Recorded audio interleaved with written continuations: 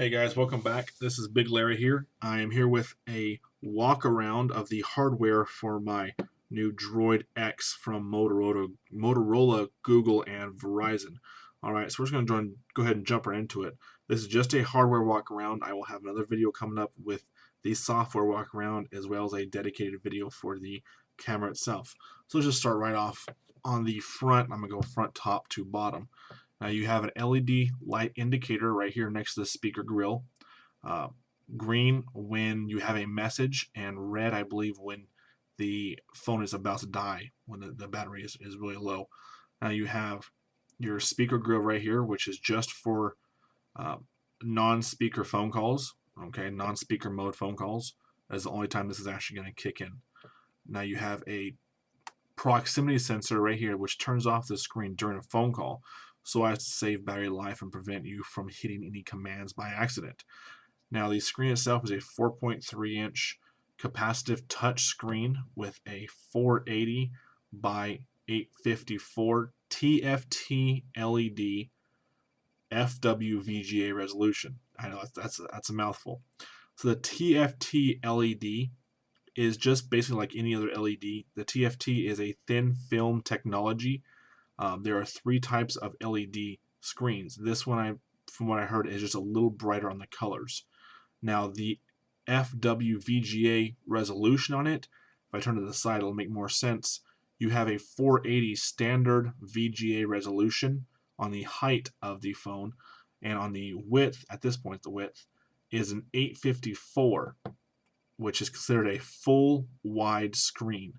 Okay, so that's where you're getting the FWVGA, is a full widescreen video graphics array.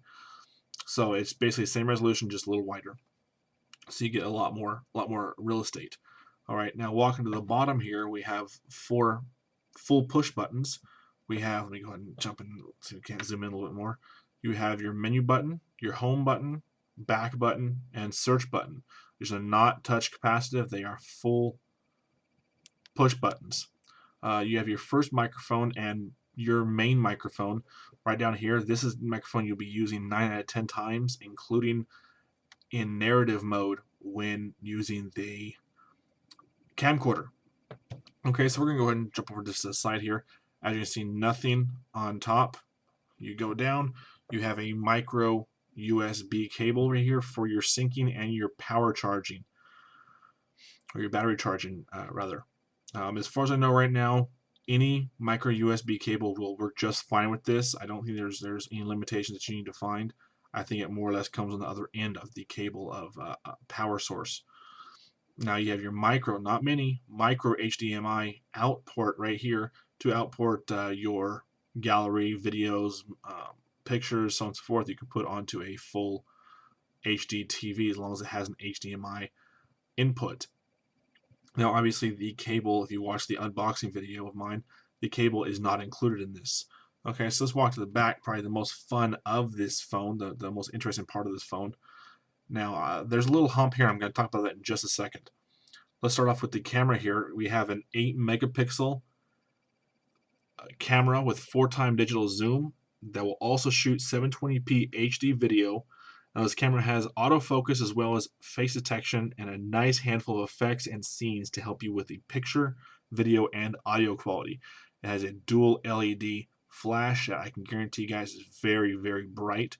Move on down, you see our Verizon logo made by Motorola and with Google logo. Now we're going to go right here. We have our main speaker. You're going to have all your media coming out of this speaker right here, as well as when you kick into speaker mode on a phone call, this is where it'll be coming from.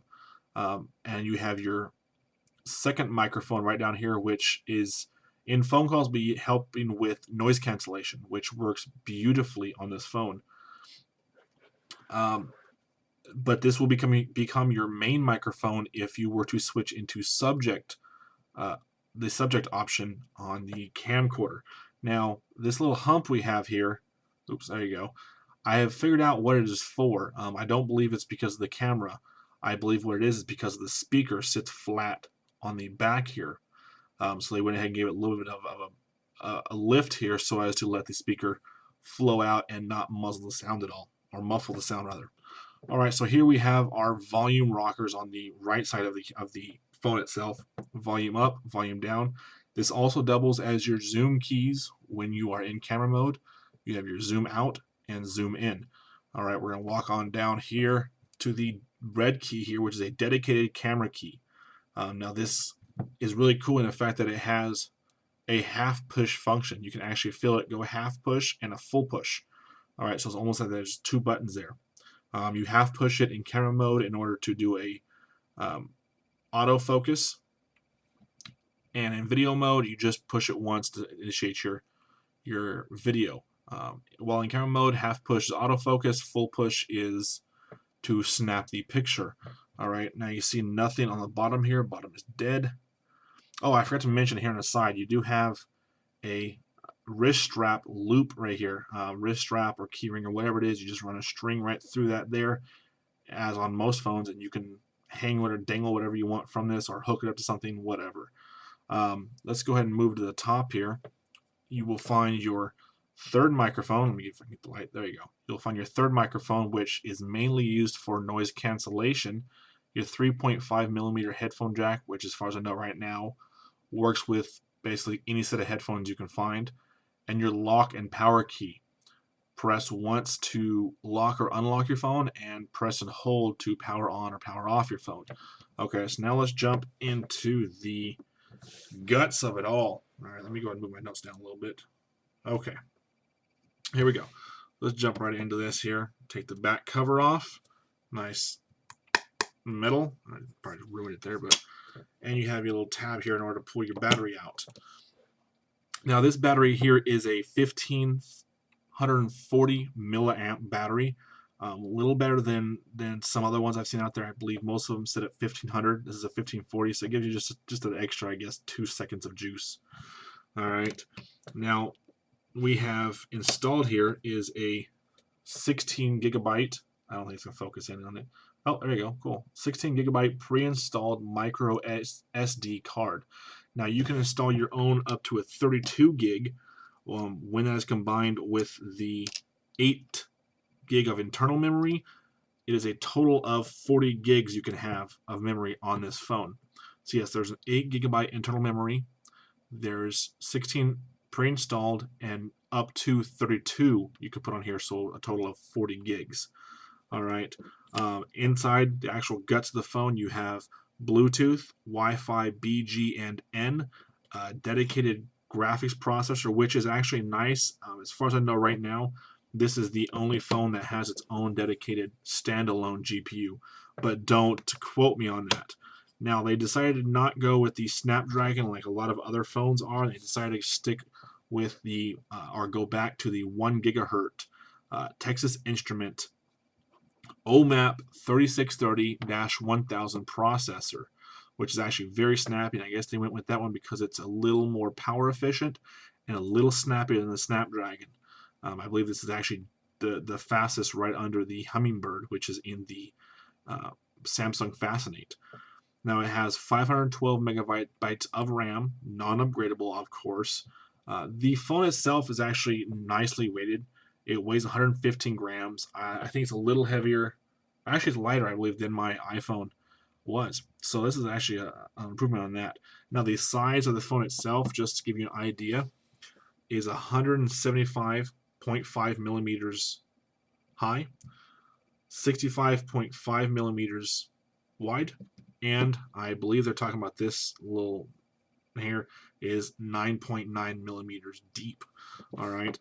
So that was the walk around of the phone. Now, my personal review of it, for the most part, I like everything. I really do like the dedicated key. I think that's a big plus. I've never had that before, and it makes it so much easier to take pictures.